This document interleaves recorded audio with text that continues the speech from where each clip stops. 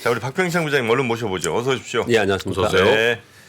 자, 오늘 뭐 어제 그 미국 시장부터 빨리빨리 한번 좀 봐볼까요? 근데 요즘 조금씩 반등을 좀 주고 있는데 직전에 나스닥 기준으로 3% 이상 상승했고 네. 어제 갭 상승 시작했습니다. 2% 정도. 그래서 단기간에 또 올라온 부분이 있지 않습니까? 그래서 매물이 출회가 됐습니다. 그래서 상승폭의 약 1% 정도는 반납하면서 나스닥은 0.9%, 다우 1.1%, S&P 500 1.1% 예. 상승하면서 마감했습니다. 네.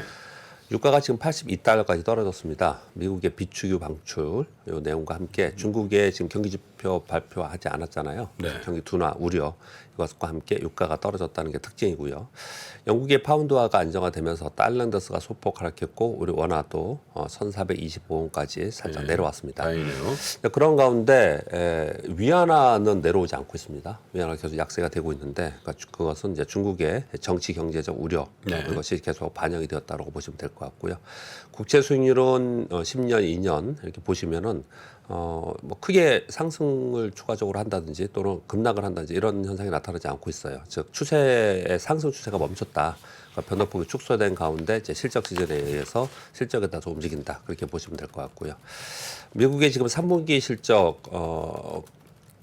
다음 주가 가장 많이 이제 주요 기업들이 실적 발표를 하는데요. 3분기 실적 현재까지는 이제 금융주 위주로 먼저 나왔는데요. 컨센 대비 양호한 발표를 계속 하고 있습니다. 그럼으로써 이번 3분기 실적에 대해서 계속 우려가 많았는데 좀 기대로 전환되는 그런 상황이 좀 있고요. 넷플릭스가 시간에서 14% 정도 올랐는데 요 좀 이따 다시 한번 말씀드리겠습니다. 네. 지금 현재 미국 시장에서는 주요 종목들은 전반적으로 약 1% 정도 상승하고 있는 그런 상황입니다. 우리 시장은 외국인들이 계속 매수를 해주고 있죠. 그래서 우리 시장이 좀 상대적으로 강세를 보이고 그러니까 한 있습니다. 3주 연속 사는 것 같더라고요. 네. 지금 12일 연속 매수를 해주고 있는 상황이고요. 어제 같은 경우는 미국에 급반등 시작했어요. 그래서 갭상승 시작을 했는데 외국인들이 선물 매도를 아침부터 하기 시작하더라고요. 그래서 현물도 매도를 했었습니다. 오전에는. 그래서 보합권까지 다시 내려왔었는데 장중에 나스닥 선물이 2%까지 급등을 했고요. 그럼으로써 외국인들이 다시 매수 들어오면서 오후에 재상승 마감해서 정말 오랜만에 정강 후강. 항상 이제 시장 약세일 때는 정강 후약이 많이 되죠. 그렇죠. 근데 어제는 이제 정강 후강이 됐고요. 또 한 가지의 어제 특징은 환율이 고점으로부터 떨어졌죠. 그래서 나중에 또 다시 올라왔거든요. 이렇게 된 지 한 몇 개월 됐습니다. 그런데 환율이 떨어진 상태에서 하락 유지되면서 마감을 했다라는 게 어저께 특징이었고요. 외국인들이 한 270억 정도 순매도가 막판까지 있었어요. 그래서 장 끝나고 나서 774억 정도의 순매수로 잡힌 것으로 보면 장 막판에 약 1,000억 정도의 매수를 했다라는 특징이 좀 있습니다. 건설주가 가장 크게 상승을 했고요. IT 소프트웨어 상승 그리고 헬스케어 종목들이 상승을 했는데 이런 종목들의 특징은 급락한 종목들 최근에 급락한 종목들이 반대로 좀 급반등하고 있는 상황이고요. 예. 미국의 로블록스가 약 20% 정도 상승을 했었거든요. 그 전날. 그래서 어제 게임주와 AR, VR 관련 종목들이 대거 10% 이상 상승하는 그런 특징을 좀 보였습니다. 환율과 금리의 방향성이 좀 멈춰져 있는 느낌이 있죠. 달러인더스도 그렇고 우리 원화도 그렇고 그리고 금리도 10년 만기와 2년 만기 국채 수익률을 보면 좀 멈춰 있습니다. 네. 그래서 이 두 가지가 시장의 방향성을 주는 거지 않습니까? 그래서 시장의 방향성은 일시 멈춤이다. 이렇게 좀 해석하는 게 어떤가 생각하고요. 이제 그 과정 속에서 3분기 실적 발표가 속속 나오고 있기 때문에 3분기 실적에 따라서 종목 중심으로 시장이 등락을 하고 있는데 지금 현재까지는 물론 뭐 아직까지 많이 남았어요. 그리고 네. 또 주요 종목들의 실적 발표는 아직 남았는데 지금 월가의 내용들은 쇼크를 우려를 많이 했었는데 좀 기대로 전환되고 있는 그런 상황이에요. 또 기대하다가 또 찬물 맞을지 모르겠지만은 현재 상황까지는 좀 기대를 하고 있다라는 뉴스들이 많이 나오고 있는 그런 상황입니다. 우리나라 시장도 보시면은 외국인들이 12일 연속 순매수하고 있습니다. 지수 관련 대형주에서 선별적으로 좀 매수하고 있는 상황입니다. 두 가지 이유가 가장 큰 거죠. 쇼크오버가 있을 수 있겠고 또 원화의 약세로 인해서 가격 메리트가 생긴 부분이 좀 있습니다. 근데 외국인들의 거래를 보면은 연속 순매수를 좀 하고 있는 상황은 있지만 선물과 현물이 즉 현선물 연계 거래는 하루 샀다 하루 팔았다 그래서 굉장히 단기적인 대응을 좀 많이 하고 있어요. 네. 그래서 저가 매수의 부분은 좀 있을 수 있겠지만 전반적으로 전반적으로 시장의 어떤 큰 축의 흐름들은 단기적인 대응을 좀 하고 있다. 이런 것들 많이 보이고 있고요. 지금 실적 발표 그리고 실적에 대한 가이던스가 나오고 있기 때문에 종목별로 굉장히 다르다. 요즘에 이렇게 보시면은 그동안의 실적이 좋다라고 했고 요번에 실적이 좋게 발표된 기업들이 낙폭이 큰 종목들이 오히려 발생을 하고 있고요. 굉장히 실적이 안 좋다, 감익이 크다라고 하면서 그동안에 굉장히 큰 폭으로 하락했던 종목들은 저점으로부터 약간씩 반등하는 역의 현상이 좀 나타나고 있습니다. 네, 결론적으로 보면은 시황 자체는 시장의 방향성을 일시 멈춤이 되었다. 종목별로 움직이는데 그 종목이 시장에 영향을 주는 큰 종목이 크게 움직이면 그것에 따라서 시장이 움직이는 그런 특징을 좀 보이고 있습니다. 네. 넷플릭스하고 로블록스의 차트를 한번 그리고 제가 제목을 이렇게 달았습니다. 낙폭과대 종목들의 바텀업 분석들의 의미 이런 지금 내용을 제가 타이틀을 달았는데 어떤 의미냐면요. 넷플릭스가 YOY로 EPS 감소했습니다. 이익이 감소했어요. 그러나 컨센서스의 이익 그리고 구독자 수가 컨센서스를 상회했다라고 하면서 지금 오늘 18일 장 오늘 아침 미국 시장이 마감 후에 시간에서 지금 14% 급등하고 있습니다. 그 영향으로 인해서 관련된 종목들이나 그리고 성장주들이 좀 오르고 있는 그런 특징을 보이고 있고요. 로블릭스가 어제 한 1% 올랐고 그 전날 22% 정도 올랐거든요. 네. 근데 9월 활성 이용자 수가 5,780만 명으로 YOY로 23% 증가했다. 그리고 예상 매출은 YOY로 한 15% 증가할 것이다. 이런 내용이 나왔거든요. 근데 가만히 생각해 보시면 제가 왜 이 두 종목을 상징적으로 가져왔냐면 차트를 한번 보여드릴게요. 첫 번째 차트는 넷플릭스입니다. 올해 연초 비해서 65% 폭락한 상태에서 다른 것들 반등을 하고 그래도 반등하지 못하고 그냥 폭락한 상태에서 계속 그냥 있어요. 계속 있는 상태입니다. 그 다음 화면은 로블록스입니다. 로블록스 똑같죠. 거의 똑같죠. 완전 폭락한 상태에서 반등도 제대로 하지 못하고 그대로 있는 상태거든요. 이렇게 먼저 폭락한 종목들의 이런 뉴스들이 나오고 있다는 거예요. 그래서 시장의 지금 분위기가 그전에 좋았다라고 했던 섹터나 종목들에 대해서는 네. 뭐 공매도가 있을 수 있고 또 매도 플레이어들도 품매수가 있을 수도 있겠고 또 그런 쪽에서는 매도가 좀 나오고 있는 상황이고 이미 먼저 맞아서 떨어진 쪽에서의 그런 쪽에서는 이번에 실적 발표를 하면서 수입 바텀업 여기서부터 추가 하락보다는 이쯤 되면은 뭔가 조금이라도 호재성 재료가 나오면 그것을 가지고 올리려고 하는 시도가 나타나지 않았나 저는 그런 생각을 좀 하고 있습니다.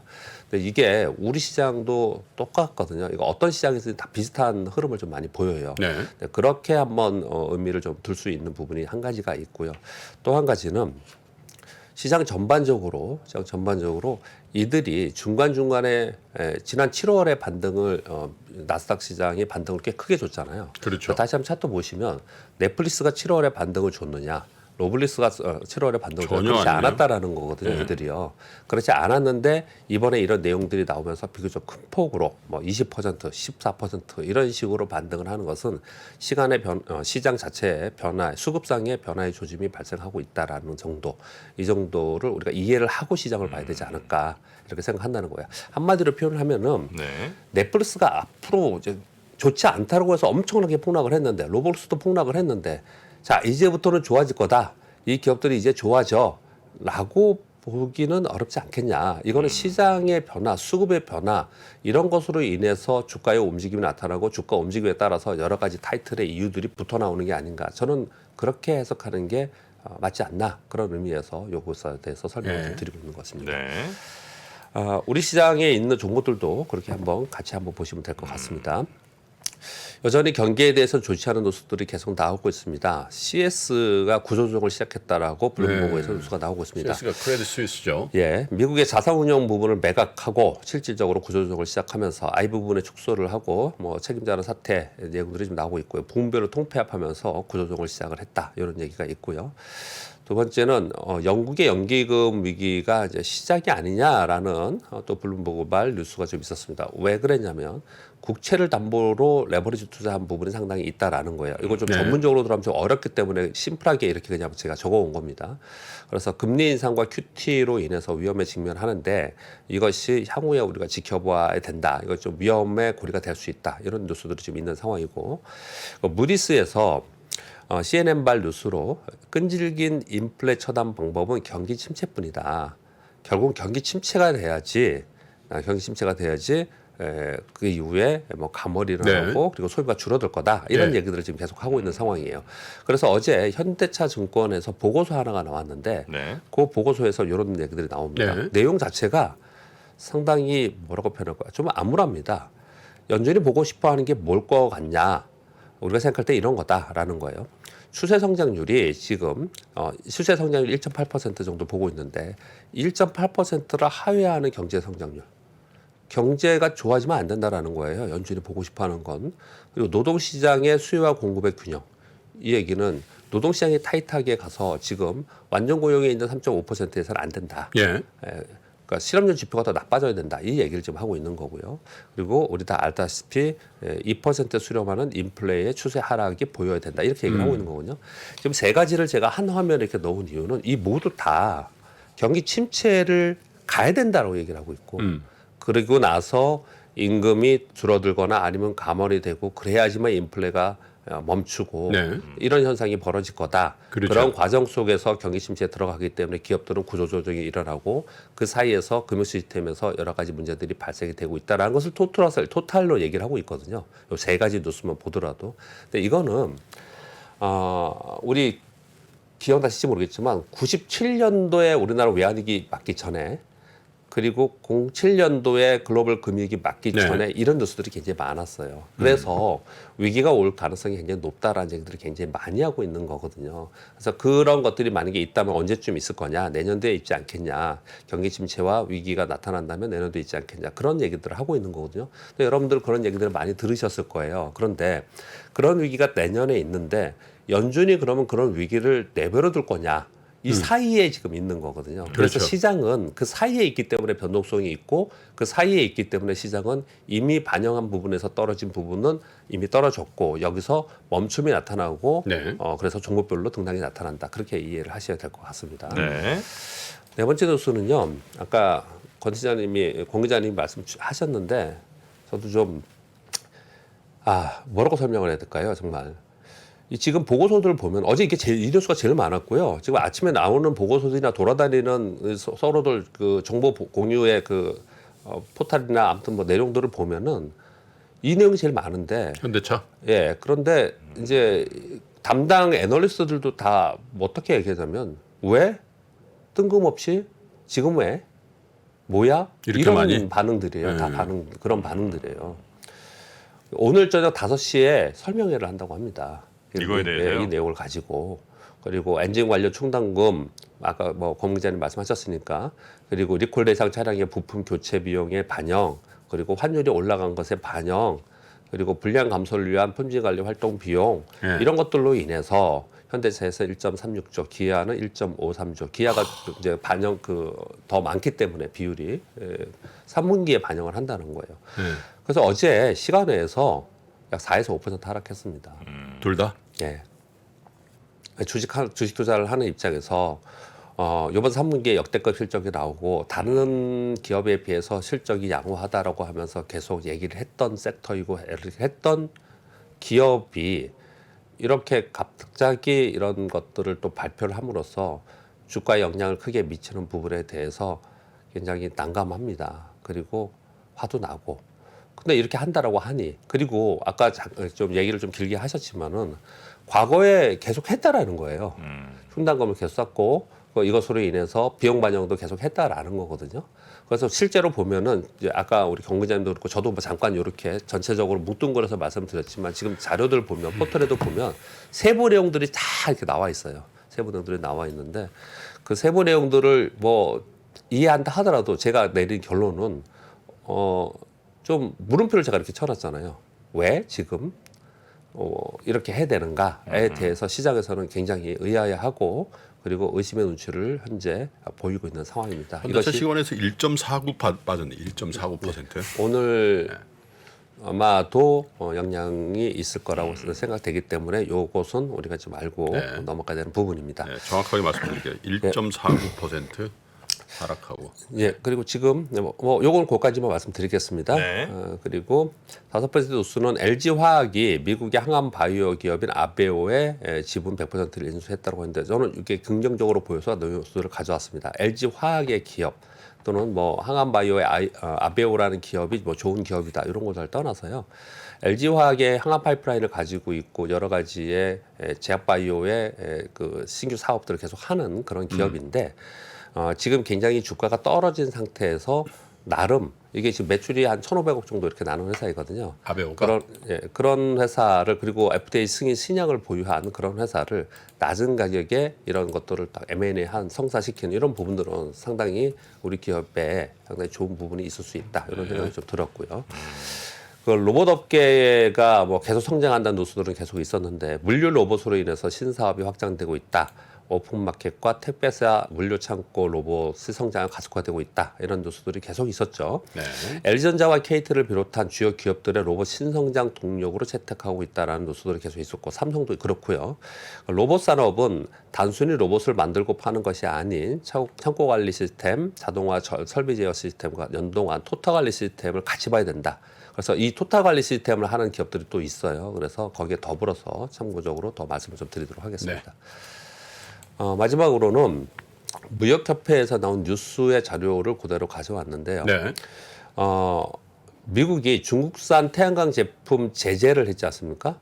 그것으로 인해서 이 정도까지인가는 되게 놀라운 수치인데요. 미국 전체 태양광 셀 수입이 한국산이 비중이 2011년대 10년 전하고 비교를 하는 거예요. 약 1.9%였는데 작년에 47%래요. 반면에 중국은 그 10년 전에 42%였는데 작년에 0.2%랍니다. 모듈은 0.4%까지 떨어졌고 지금 현재 미국이 인프라감축법 규정을 계속 강화하고 있는 그런 상황이라서 여기에 우리나라 기업이 충족시에 점유율 추가 확대가 확대 가능성이 있고 우리나라 정책적으로 이걸 지원을 해야 된다. 이런 뉴스들이 좀 있었던 거예요. 네. 그래서 관련된 섹터나 종목에 대해서는 우리가 또 관심을 가질 필요가 있지 않나 그렇게 생각합니다. 그래요. 정수산 부장이 비중이 진짜 어마어마하게 줄었네요. 네. 자, 우리 박병창 부장님과는 그러면 네. 아침 이 정도로 마무리하고요. 네, 또 한상희 위원 또 모시러 가겠습니다. 그러시죠. 박병창 부장님 고생 많으셨고요. 내일 뵙겠습니다. 네, 감사합니다. 감사합니다. 최근에 이제 매크로 경제 환경에서 가장 많이 나오는 얘기가 이제 인플레이션이죠. 이 매크로 경제라는 게 우리 일상생활에서나 아니면 투자에서나 굉장히 큰 영향을 주는 게 맞는 것 같습니다. 매크로 경제에서 가장 중요한 게 금리, 환율, 물가 이런 거거든요. 금리가 높을 때 유리한 기업이 있고 금리가 낮을 때 유리한 기업이 있을 겁니다. 환율이 높을 때 유리한 기업이 있고 환율이 낮을 때 불리한 기업이 있을 겁니다. 유불리를 논하면서 같이 그 기업에 대한 분석을 하거나 투자를 하는 게 조금 더 도움이 되지 않을까요? 상반기 최고의 베스트셀러 인플레이션에서 살아남기. 지금 서점에서 확인하세요.